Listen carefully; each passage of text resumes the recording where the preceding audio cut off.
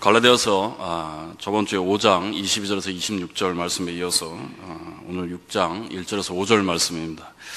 저번 시간에 말씀드렸듯이 갈라디아서 5장은 윤리적인 단락이다. 그래서 성령의 인도함을 받는 그런 삶, 성도의 삶을 강조하기 위해서 먼저 육체의 일들을 언급하죠. 그래서 그러한 일들이 뭔가 음행, 우상 숭배, 미워하는 것, 시기하는 것, 서로 싸우는 것, 이러한 것들이다. 그리고 이러한 일들을 하는 자들은 하나님 나라를 유업으로 받지 못한다. 다시 말해서 하나님 나라에 들어가지 못한다라는 엄한 말을 하게 됩니다. 그리고 이어서 성도의 삶은 어떤 것인가? 성도의 삶은 성령의 인도함을 받는 삶을 살아가게 되고 그 결과 이 성령의 9가지 열매, 저번주에 살펴봤던 사랑과 희락과 화평, 그리고 오래 참음, 자비, 양선, 충성, 온유, 절제, 이 9가지 열매를 맺게 된다라고 말씀합니다. 그래서 오늘 6장 1절에서 5절 말씀은 좀 더 이제 구체적인 사례들을 언급하면서 공동체 안에서 이 공동체를 깨지게 되는 그러한 범죄한 일, 예를 들자면 발생하게 되는데, 그러한 일이 발생했을 때 우리가 이 공동체를 잘 그리스도의 몸된 공동체로서 하나가 되기 위한 온전함을 향해서 나아가는 과정 중에 있기 때문에 이러한 일이 분명히 발생하게 될 때 어떻게 그를 지혜롭게 대처해야 되는가에 대한 실제적인 말씀으로 이렇게 권면하는 그러한 내용으로 구성되어 있습니다. 그래서 첫 번째 중심 사상의 내용은 무엇인가? 범죄한 일이 발생하게 될 때 이 범죄한 일을 이렇게 바른 길로 인도하는 방법이 있는데, 그것은 뭔가 범죄한 자, 약한 자를 바로 사랑으로 대하는 것이라는 겁니다. 범죄가 어떻게 안 생길 수가 없는데, 그러한 일이 생겼을 때 정죄하거나 다스리는 자세로 나아가게 되면 오히려 그 형제를 더욱 멀어지게 할 수 있기 때문에 범죄한 자를 바른 길로 인도하는 것은 무엇인가? 바로 사랑으로 대하는 것이다라는 겁니다. 그래서 그 마음의 무거운 짐을 서로 덜어줌으로 말미암아 그 범죄한 자를 바른 길로 인도할 수 있는 길이 바로 이것이다라는 겁니다. 두 번째 중심 사상은 우리가 이런 말이 있죠. 사랑을 아는 자, 그리고 사랑을 받은 자만이 사랑을 베풀 수 있다라는 그런 말이 있습니다. 마찬가지로 주님께서 우리에게 어떠한 사랑과 은혜를 베푸셔서 우리를 구원해 주는지를 우리가 깨닫게 되면 우리가 주님께 그 사랑과 은혜를 되돌려 드리려고 노력을 하게 됩니다. 마찬가지로 이러한 방법이 우리에게 있는데, 그것은 무엇인가? 바로 주님의 사랑으로, 주님의 이름으로 이웃의 짐을 서로 지는 것이다라는 겁니다. 그렇게 됨으로 말미암아 이렇게 그리스도의 공동체가 원활하게 돌아가게 되고 그리스도의 법이 우리 가운데 성취된다는 말씀이 이 두 번째 중심 사상의 내용입니다. 그래서 마지막 중심 사상은 이렇게 범죄한 자를 사랑으로 대하고 그리고 서로 짐을 지는 자들은 결코 자기 자랑을 하지 않는다. 어떠한 일이 일어나든지 그걸 주님을 자랑으로 삼는 그런 삶을 살아가게 된다라는 겁니다. 우리가 예수님을 믿게 되면 크게 세 가지를 깨닫게 됩니다. 그것이 뭐냐면, 나는 죄인 중에 괴수고 지극히 작은 자 중에 작은 자고, 그러므로 말미암아 모든 나 주위에 있는 이웃들은 내가 섬겨야 할 대상임을 내가 깨닫게 됩니다. 그래서 이러한 것을 깨닫는 사람은 어떠한 결과가 발생할 때 그것이 나의 자랑이 되지 않고 주님을 높이고 자랑하는 그러한 계기를 삼는 그러한 삶을 살아가게 된다는 내용입니다. 이렇게 세 가지 중심 사상을 내용으로 오늘 갈라디아서 6장 1절에서 5절 말씀을 상고해 보도록 하겠습니다. 먼저 첫 번째 1절의 내용은 그리스도 안에서 약한 자의 짐을 지는 성도가 되자라는 말씀입니다. 교회 안에서 가장 중요한 일이 뭔가라고 할 때 그것은 바로 이 성도 간의 교제입니다. 왜냐하면 우리는 주 안에서 주님의 십자가의 보혈로 말미암아 구원받은 성도들인데, 구원받은 성도들은 이 주 안에서 하나가 되고자 하는 이런 거룩한 목표를 향해서, 이 거룩한 교제를 통해서 이렇게 하나 되고자 하는 이런 공동의 목표를 향해서 나아가는 자들이기 때문에 그렇습니다. 그런데 이렇게 완전한 목표를 향해서 나아가는 과정 중에서 개인적으로나 단체적으로 불미스러운 일이 발생할 수가 있습니다. 왜냐하면 우리는 온전한 자가 아니고 온전함을 향해서 나아가는 자들이기 때문에 우리 교회 안에서 또한 가정 안에서 이러한 불미스러운 일이 발생할 수 있다. 그럴 때 우리가 이러한 일을 어떻게 지혜롭게 대처해야 되는가 하는 말씀이 오늘 본문 1절의 말씀입니다. 우리 1절 말씀 다 같이 한 목소리로 교독하겠습니다. 형제들아, 사람이 만일 온유한 심령으로 그러한 자를 바로잡고 너 자신을 살펴보아 너도 시험을 받을까 두려워하라 라는 겁니다. 이 요한복음 8장을 보게 되면 이 바리새인들이 목적은 본래 예수님을 시험하려고 그랬지만 이 가늠한 여인의 현장을 목격하고 예수님께 데려왔을 때처럼 우리가 우리 삶을 공동체 안에서 살아가는 데 있어서 어떤 범죄한 현장을 우리가 목격할 때가 있습니다. 그럴 때 우리가 해야 할 일이 뭔가라고 1절에서 말씀합니다. 그것은 뭐냐면 바로 범죄한 자를 바로 잡아야 된다는 겁니다. 보다 중요한 것은 어떤 범죄한 현장을 목격했을 때 그것이 나랑 아무 관련도 없기 때문에 그것을 무관심하게 두거나 방치해서는 결코 안 된다는 거예요. 제가 어렸을 때만 하더라도 이 젊은이들이 어르신들, 그러니까 나이가 지긋하신 어르신들 보기에 이렇게 좀 안 되는 행동을 하게 되면 어르신들이 젊은이들을 꾸짖었어요. 그래서 그 당시 어르신들은 어느 정도 사회 정화 기능을 했습니다. 그리고 꾸중을 듣는 그 젊은이들도 그 꾸중을 달게 받았죠. 그래서 어떤 토를 달거나 그 어르신에게 대드는 일은 결코 없었습니다. 근데 요즘 보게 되면 물론 다 그렇다는 건 아니지만 뉴스를 보게 되면 어르신들이 젊은이들 혼낼 때 오히려 그 젊은이들, 손잡번대는 젊은이들에게 되레 봉변을 당하고 입에 담지 못할 그런 폭언을 듣는 경우를 우리가 종종 뉴스를 통해서 접하게 됩니다. 그래서 요즘 보게 되면 어르신들조차도 범죄한 현장, 이렇게 안 좋은 일을 보게 될 때 그냥 자신에게 피해가 올까봐 스쳐 지나가는 경우가 이렇게 발생하게 되는 것을 안타깝게 보게 됩니다. 사회는 비록 이런 범죄한 현장을 목격할 때 자신의 피해가 올까봐 무관심하고 방치하게 이렇게 두게 되지만 교회는 절대 그래서는 안 된다는 거예요. 반드시 그 범죄한 자를 바로 잡아야 된다는 것이 오늘 1절의 말씀입니다. 그러면 그 일을 해야 할 사람은 누군가? 오늘 본문에서는 신령한 너희다 라고 말씀합니다. 공동체가 있는데 공동체가 범죄로 인해서 깨질, 그 질서가 깨질 그러한 위기가 처하게 됐을 때 주인의식을 가지고 주인으로서 그 일을 담당해야 될 사람이 누군가? 바로 본문에서는 신령한 너희다 라고 말씀합니다. 그럼 신령한 너희란 누군가? 그것은 어떤 신비로운 체험을 하는 신비주의자를 가리키는 것이 아니라 우리가 저번 주에 상고해봤던 22절에서 26절 말씀에 성령의 인도함을 따라 성령의 열매를 맺는 이런 장성한 자를 가르칩니다. 그러한 자들에게 있어서 범죄한 자를 바로잡는 일은 너무나도 당연하고 필연적인 일이라는 거예요. 근데 보다 중요한 것이 있습니다. 이러한 일을 행할 때 우리가 어떻게 지혜롭게 그 범죄한 자를 다스려야 되는가? 오늘 본문을 보게 되면 강조되는 것이 바로 이 온유한 심령이라는 겁니다. 우리가 자칫 어떤 범죄한 현장을 목격하고 죄를 범한 사람을 대할 때 가르치거나 다스리거나 정죄하는 자세를 가지고 나아가게 되면 오히려 그 형제를 더욱더 멀어지게 할 수가 있습니다. 그래서 반드시 온유한 심령으로 그러한 자를 바로잡아야 된다는 거예요. 그런데 그러한 것으로 그치게 되면 우리에게 아무 유익이 없습니다. 그러한 자를 온유한 심정으로 바로잡아 주면서 내 자신을 돌아볼 수 있는 기회로 삼아야 된다는 거예요.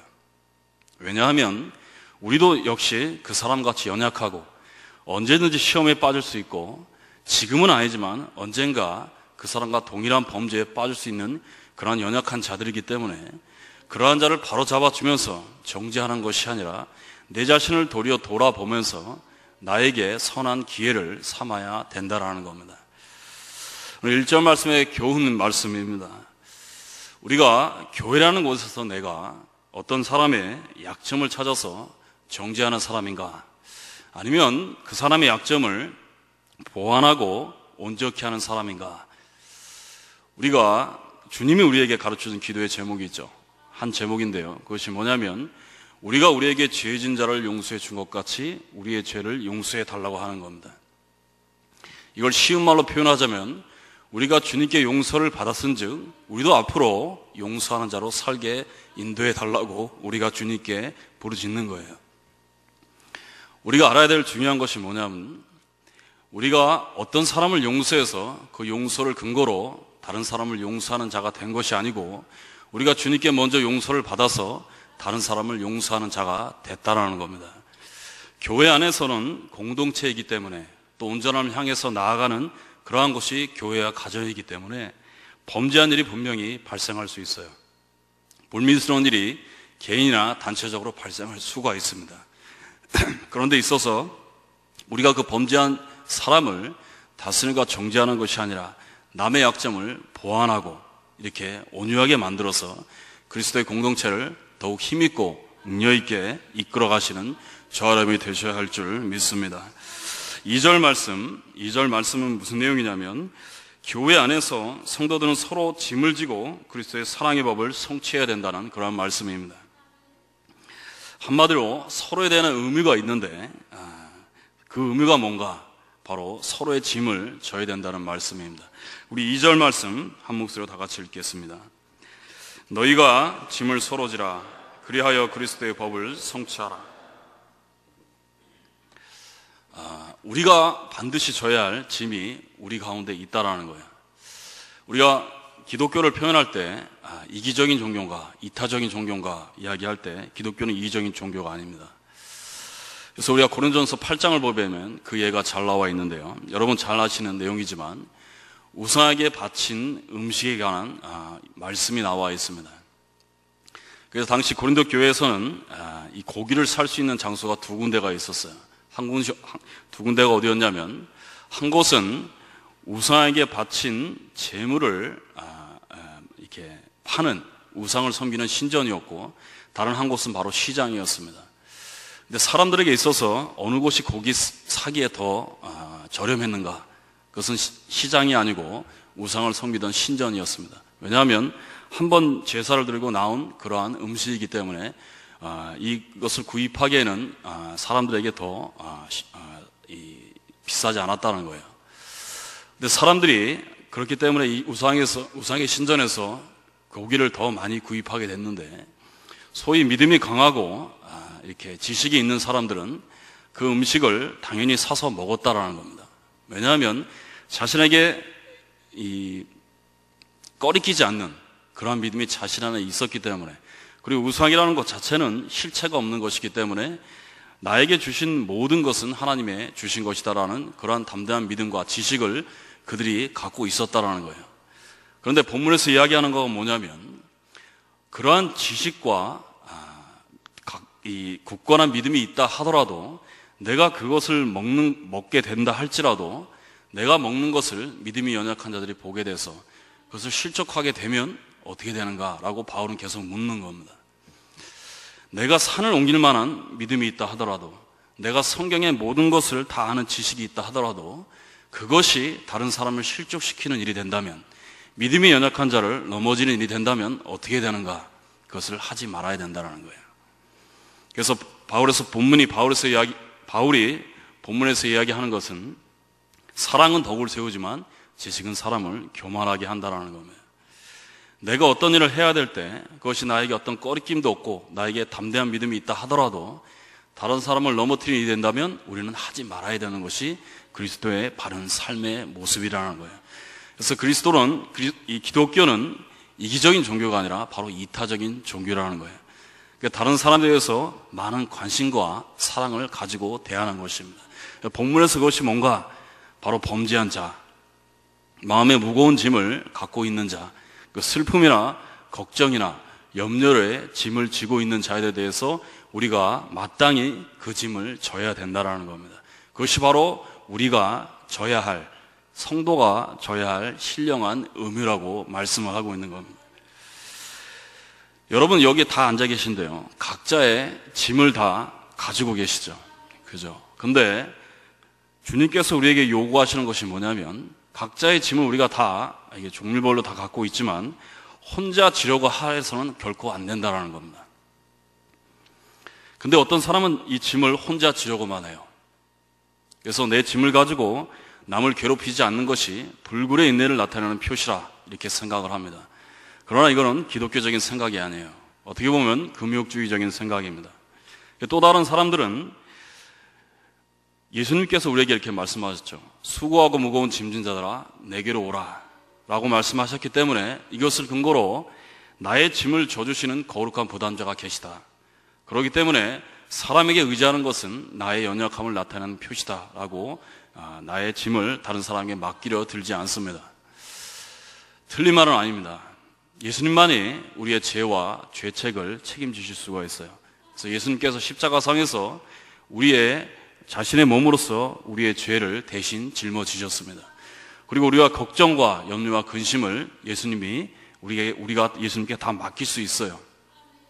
왜냐하면 주님은 우리를 돌보시는 분이기 때문에 그렇습니다. 그러나 우리에게 짐을 지우시는 방법 중에 하나가 뭔가? 바로 인간적인 유대관계를 통해서 그렇다라는 겁니다. 예를 들자면 사도 바울은 자신의 삶 가운데서 이 무거운 짐을 지고 있었어요. 왜냐하면 고린도 교회에다가 서신을 보냈는데 다소 이렇게 무거운 내용의 서신을 보내자 그들에 대한 반응에 대한 큰 걱정과 염려를 사도 바울은 했습니다. 그래서 마게도냐에 이르렀을 때 자신의 육체가 편하지 못했고 사방으로 우겨싸움을 당하고 자신의 마음은 쉼을 누릴 수가 없었습니다. 그러나 낙심한 자를 위로하시는 하나님께서 디도를 이 바울에게 보내주십니다. 그래서 하나님의 위로는 이 친구 관계를 통해서 또 그가 가져온 기쁜 소식을 통해서 주어졌음을 우리가 너무나 잘 알 수가 있습니다.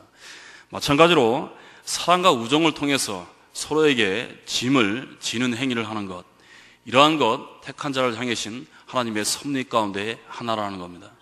그렇기 때문에 우리가 짐을 지고 다 짐을 가지고 있는데 나 혼자만 홀로 짐을 지는 자세나 또한 주님께 맡기는 자세에서 벗어나서 우리가 서로 짐을 주기도 하고 받기도 하는 그런 관계가 우리 교회나 가정 가운데서 형성되어야 한다는 것입니다. 그렇게 될 때 우리 안에 성취되는 것이 무엇인가? 바로 그리스도의 법이 성취된다라고 말씀합니다. 그리스도의 법은 무엇인가? 주님이 우리를 사랑하신 것 같이 우리가 서로 사랑하라는 것이에요. 그렇게 되면 우리 가운데 율법이 온전히 이루어지게 되는 것입니다. 당시 유대주의자들은 이 갈라디아 교인들에게 하나님께 받아들여지기 위해서 율법을 지켜야 한다는 그러한 무거운 짐을 그들의 어깨에다 지우려고 했습니다. 그러나 바울은 율법이 아니라 우리에게 각자 가지고 있는 짐을 서로가 짐으로 말미암아 그리스도의 법이 우리 가운데 성취된다라고 오늘 본문에서 말씀을 합니다. 동일하게 우리가 교회 안에서 그리스도의 법을 성취하는 길은 무엇인가? 그것은 우리가 어떤 영웅적인 행위를 해서 이루어지는 것이 아니라 우리 가운데 서로가 각자의 짐을 짐으로 말미암아 그리스도의 법이 우리 가운데 성취되는 것입니다. 이제 마지막 3절에서 5절 말씀은 하나님의 은혜를 감사하지 않고 교만하여 자기를 속이지 말자는 그러한 말씀입니다. 앞선 구절에서 살펴봤듯이 이 형제의 범죄를 사랑으로 감싸주고 서로의 짐을 질 수 있는 사람들은 결코 교만하지 않고 겸손한 삶을 살아가게 됩니다. 그러나 형제의 범죄를 들추고 자기 눈 속에 있는 들보는 보지 못하고 남의 눈에 있는 티만 보는 사람들은 결코 이러한 삶을 살아가지 못해요. 그래서 바리새인과 같이 자기 자만에 빠지는 그러한 결국을 맞이하게 됩니다. 우리가 만일 우리 주변에 어떤 사람의 이러한 짐을 지려 하지 않는 그러한 생각조차 하지 않는 그런 사람이 있다면 그것은 자신이 누구보다도 뛰어나다는 생각을 가지고 있기 때문에 그렇습니다. 우리가 성도는 누구든지 해야 할 생각이 뭐냐면 나보다 남을 낮게 여겨야 되는데 자신이 누구보다 우월하다고 생각하는 그러한 사람은 이러한 생각을 하지 않는다라는 거예요. 그러나 3절 본문에서는 그것을 뭐라고 이야기하는가? 스스로를 속이는 것이다 라고 말씀합니다. 우리 3절 말씀 다 같이 읽겠습니다. 만일 누가 아무것도 되지 못하고 된 줄로 생각하면 스스로 속입니다. 사실 우리가 알고 보면 다른 사람들에 대한 태도는 우리 자신에 대한 태도에 의해서 지배를 받습니다. 그래서 우리가 저번주에 상고해봤던 26절의 말씀처럼 우리가 헛된 생각을 품게 되면 다른 사람을 화나게 하고 경록해 하는, 투기케 하는 그러한 일을 발생시키게 되는데요. 우리가 만약에 다른 사람보다 뭔가 대단한 존재라고 우리 스스로를 여길 때, 그렇게 될 때 다른 사람의 짐을 지기를 우리가 거부하게 된다는 겁니다. 그래서 3절에서는 그것을 뭐라고 이야기하는가? 자기 자신을 속이는 것이다 라고 말씀합니다. 이건 일종의 자만심이라고 할 수 있는데, 자만심은 무엇인가? 나에 대한 잘못된 생각을 품는 것을 바로 이 자만심이라고 합니다. 그래서 우리는 이 어떻게 보면 크게 두 가지 감정에 의해서 우리가 동기 유발이 되는데, 하나는 뭐냐면 바로 열등감이고 하나는 우월감입니다. 그래서 예를 들자면 내가 만일 누구보다 우월하다고 생각하면 내가 그 사람에게 도전을 합니다. 왜냐하면 나의 우월감을 알아주고 느끼게 하기를 바라기 때문에 그렇죠. 그러나 반대로 내가 어떤 사람에 대해서 열등감을 느끼게 되면 그 사람을 시기하게 되는 것입니다. 둘 다 잘못된 동기, 바로 자만심에서 비롯된 그러한 이 삶의 형태입니다. 그런데 그리스도인들은 어떤가? 그리스도인들은 그런 헛된 생각을 품지 않는다라는 거예요.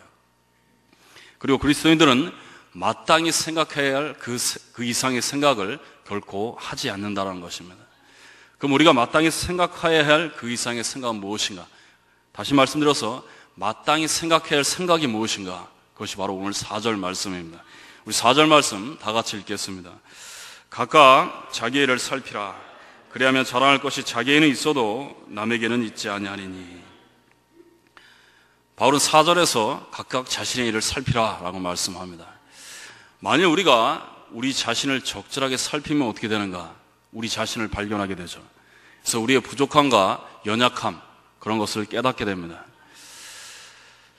우리가 성경을 상고할 때 깊이 상고하다 보면 크게 두 가지를 깨닫죠. 그것이 뭐냐면 하나님은 누구시고 나는 누군가를 발견하게 됩니다. 하나님은 신실하시고 은혜롭고 자비로우시며 사랑이 많으신 그런 하나님이심을 내가 깨닫게 됩니다.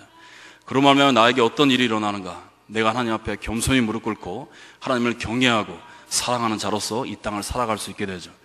동일하게 만일 내가 우리 자신을 적절하게 살피게 되면 나의 연약함과 부족함을 깨닫게 되고, 그리고 남의 부족함을 결코 정죄하지 않고 남에게 관대하고 자비로운 마음을 갖게 되고, 오히려 나에게는 어떤 이런 더 이렇게 하시하게 나가게 되죠. 그래서 나에게 대해서 더 이상 관대한 것이 아니라 나에게 대해서는 더 이상 남에 비교해서 결코 높지 않다는 그러한 생각을 내가 품게 된다는 겁니다. 그래서 참으로 기독교적인 관계가 무엇인가? 그것은 경쟁을 통해서 우월함을 점하는 것이 결코 아니라는 겁니다. 바로 기독교적인 관계는 섬김에 의해서 지배되는 것이에요. 그래서 우리가 다른 사람들에 대한 우리의 올바른 태도가 뭔가? 여러분 주위에 있는 모든 사람들은 바로 하나님의 형상으로 지어졌고, 예수님이 여러분을 위해서 십자가의 대속으로 죽으셨기 때문에 여러분은 내 인생에서 가장 중요한 사람이고, 그러므로 말미암아 여러분을 섬기고 이렇게 위하는 것, 사랑으로 대하는 것이 나의 기쁨이고 특권이다라고 고백하는 것이 바로 다른 사람에 대한 우리들의 바른 태도라는 겁니다. 마지막 5절 말씀 보게 되면 바울은 이렇게 이야기합니다. 각각 자기의 짐을 질 것임이라. 마지막에 바울은 각각 자기의 짐을 져라라고 말씀하죠. 근데 우리가 앞에도 상고해 보았듯이 2절에서 바울은 서로의 짐을 지어라라고 말씀했는데, 오늘 5절 마지막 절에서는 각각 서로의 짐을 져라라고 말씀합니다. 그러면 2절하고 5절의 내용이 서로 상반되는가? 그것은 아닙니다. 바울이 경계하는 것이 무엇이냐면 남의 일을 돌보다가 자신의 일을 이렇게 감당하지 못하는 그러한 일이 없도록 경계하라고 말씀하는 겁니다. 예를 들자면 주님께서 우리에게 원수를 사랑하라고 명령하셨다고, 우리가 원수를 사랑하다가 가족 사랑도 못하고 원수 사랑도 못하는 그러한 일이 우리 가운데 발생하지 말라는 겁니다. 다시 말해서 자신의 짐을 지는 일을 경시하다가 자신의 짐도 못 지고 남의 짐도 못 지는 그러한 일이 없도록 하라는 거예요. 그래서 각자의 책임을 다하면서 자신의 다른 사람을 돕는 일을 하게 됨으로 말미암아 공동체를 더 원활하고 힘있게 돌아가게 하라고 바울은 우리에게 권면하는 것입니다. 3절에서 5절 말씀의 교훈 말씀입니다. 교회에서 신앙생활 잘하는 사람은 반드시 칭찬의 대상이 됩니다. 그러나 일하지 않고 한가한 사람은 바로 형제의 눈 속에 있는 티만 집중하게 되죠. 그러나 그러한 자들에게 하나님의 심판은 막을 길이 없습니다. 우리가 사는 동안에 이러한 오은을 범한 일이 없도록 하셔서 겸손히 남을 나보다 옅게 여기는 그러한 주께 쓰시기에 합당한 저람이 되시기를 주님의 이름으로 축원합니다. 오늘 결론의 말씀입니다. 이렇게 갈라디아서 이 하반절을 어떻게 보면 마지막 장인데요, 6장 1절에서 5절 말씀을 보게 되면 그리스도의 삶이 어떻게 되는가를 대해서 이렇게 권면하는 내용으로 이루어져 있습니다. 먼저 그리스도 공동체 안에서 사랑의 관계가 무엇인가? 그것은 앞에서 말씀드렸듯이 서로의 짐을 지는 것이다. 서로의 짐을 짐으로 말미암아 우리 안에 이루어지는 것이 뭔가? 그리스도의 법이 성취된다라는 겁니다. 여러분, 성령으로 행하는 사람들은 무엇보다 다른 사람들과 조화로운 관계를 유지하려고 노력을 합니다. 그래서 서로라는 관계가 상당히 그들에게는 중요해요. 그래서 실제로 갈라디아서를 보게 되면 우리가 서로 그리스도의, 그러니까 하나님의 아들이라는 사실을 근거로 해서 자유라는 주장을 펼칩니다. 그리고 동시에 우리가 서로 형제 자매라는 이러한 말씀을 하면서 사랑이라는 주장을 펼치죠. 그래서 오늘 어떻게 보면 본문의 말씀은 구약에 내가 내 아우를 지키는 자인일까 묻는 가인의 무책임한 질문에 대한 신약 성경의 대답일 수가 있습니다. 여러분 주변에 어떤 사람이 만약에 여러분의 형제 자매라면 여러분은 마땅히 그를 돌봐야 됩니다. 설사 내가 그보다 우월하다 할지라도 우월함을 주장하면서 그를 경록해 해서도 안 되고, 다른 입장에서 내가 그보다 연약하고 열등감을 느낀다 해서 그를 시기하지도 말아야 됩니다. 우리가 해야 될 것은 뭔가? 사랑으로 서로 섬겨야 된다는 거예요. 어떤 사람이 범죄하면 그 사람을 정죄하고 다스리는 것이 아니라 그 사람을 온유한 심령으로 대해서 내 자신을 돌아보는 기회로 삼아야 되고, 또 어떤 사람이 어려움에 처하고 있다 하면 당연히 그를 돌봐야 된다는 거예요.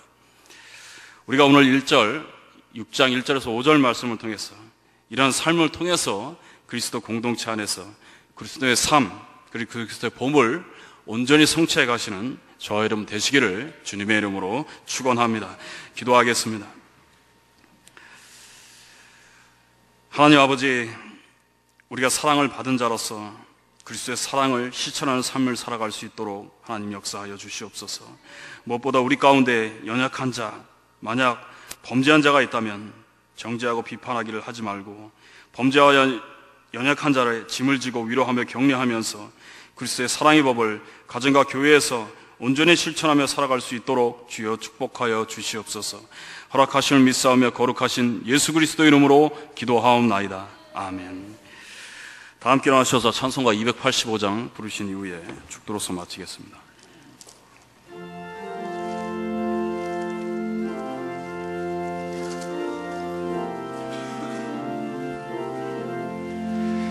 주의 말씀 받은 그날 참 기쁘고 복되도다. 이 기쁜 마음 못 이겨서 온 세상에 전하노라. 기쁜 날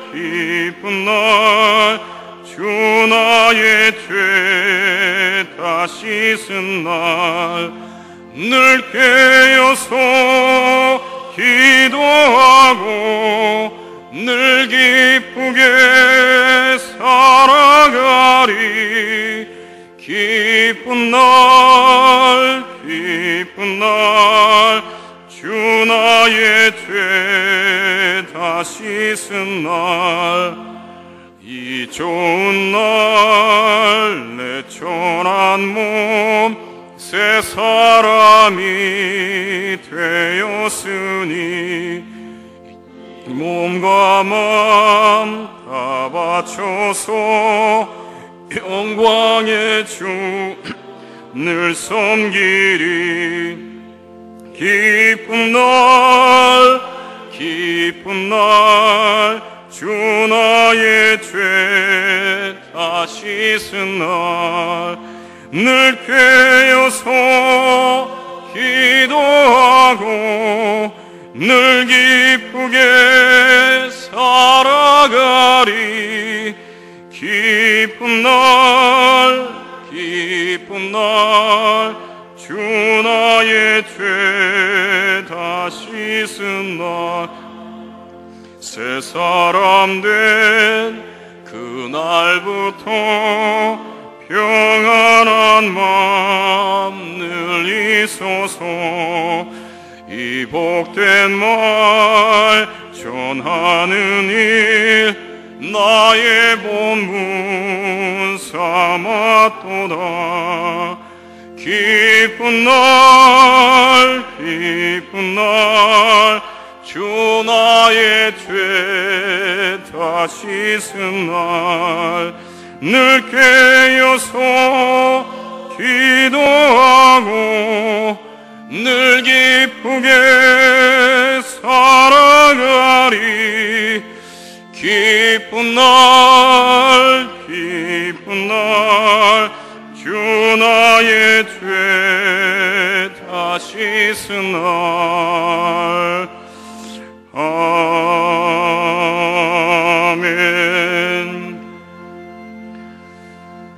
지금은 우리 구주 예수 그리스도의 은혜와 하늘 아버지의 놀라우신 사랑과 성령의 감화하시고 감동하시고 인도하시며 역사하심이 교회 가정에서 서로 사랑의 짐을 지고 그리스도의 법을 성취하기를 소원하는 사랑하는 모든 믿음의 식구들 위해 지금부터 영원토록 함께 있을지어다. 아멘.